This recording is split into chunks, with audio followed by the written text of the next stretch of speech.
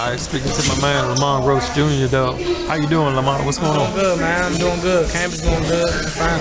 Camp is going good. Look, your 10th professional fight coming up, number 10. Ironically, taking place at the first place that you fought, man. It's coming full circle for you, so you got to feel good about that. Does that mean a lot to you to be fighting in your hometown? Because a lot of fighters in their whole career never get the chance to fight home. Yeah, I mean, it feel real good, especially to know that I got a real big backing here at home.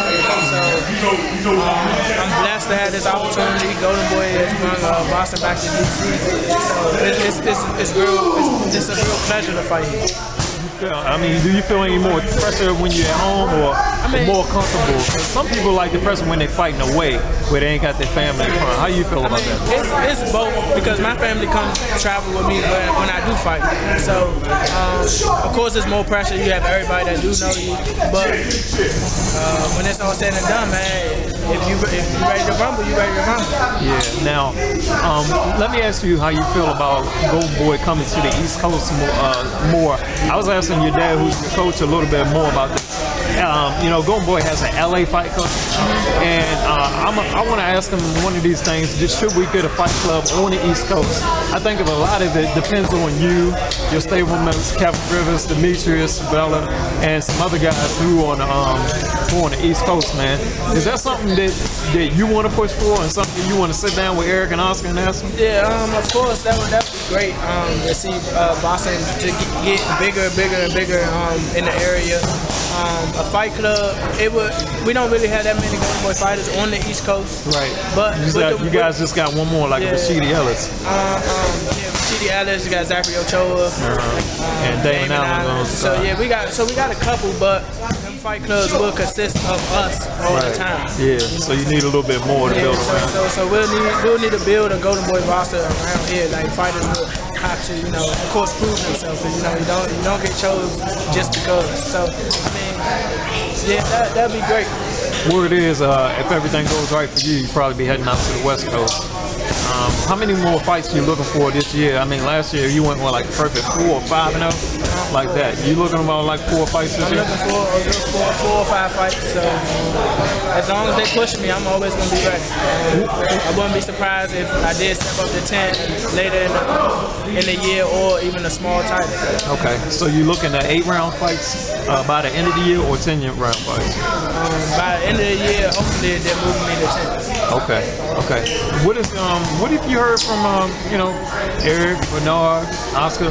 What are some of the plans that you can probably tell some of the people how you progressing? Even though you're still young in career, what are their plans for you? What are some things that you're hearing? They recently put out a prospect list. They really said that I'm a fighter to watch.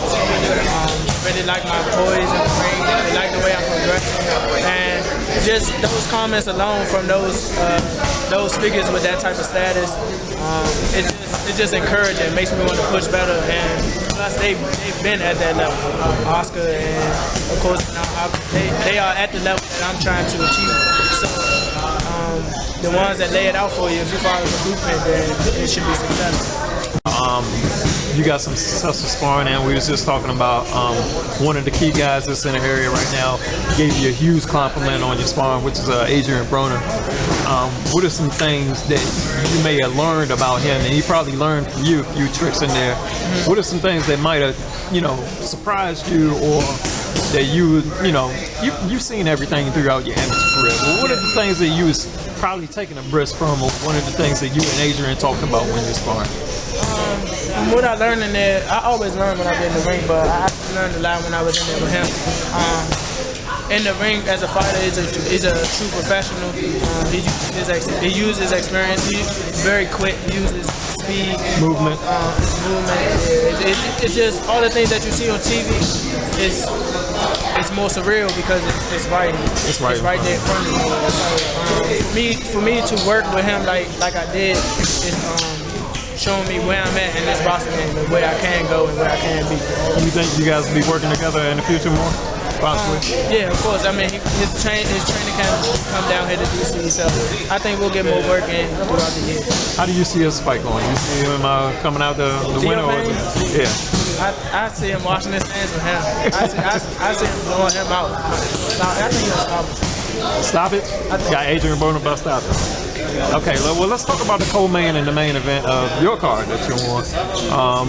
It's a big co-main. Some people think the co-main should be the main and vice versa, but Golden Boy, it seems like they kind of push Ortiz the Canelo way. They kind of push that there. Are you seeing it? How you see those fights going? To comment on how they're pushing Ortiz, I think it's smart. I don't see too many people in the heavyweight division beating him. Only problem I see him having is Deontay Wilder. So sucks to got to be a guy from DC, right? Yeah, it do. I'm always with the home team, but King Kong, he's just a monster. Yeah. And I don't see too many people in the heavyweight being. I don't see too many people in the heavyweight. Talking about Saddam Ali and Jesse Vargas, man. Saddam Ali and Jesse Vargas, they're both good fighters. Saddam Ali, undefeated, coming off a good win over the guy from Argentina. He knocked him out. That's gonna be an interesting fight. Jesse Vargas real tall. It's probably about 50-50, huh? Yeah, I see it 50-50. I think it's gonna be a good fight. I can't call it.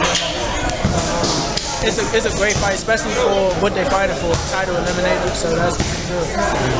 Well, I'm looking forward to see you in the nation's capital, back in the ring soon, man. Anything you got to say to close it out? Just pay attention, man. We're gonna take off. All right, give out your Twitter, your Snapchat, your Instagram, all that, bro. Everything is Lamont Roach Jr. My Twitter and Instagram is 101X.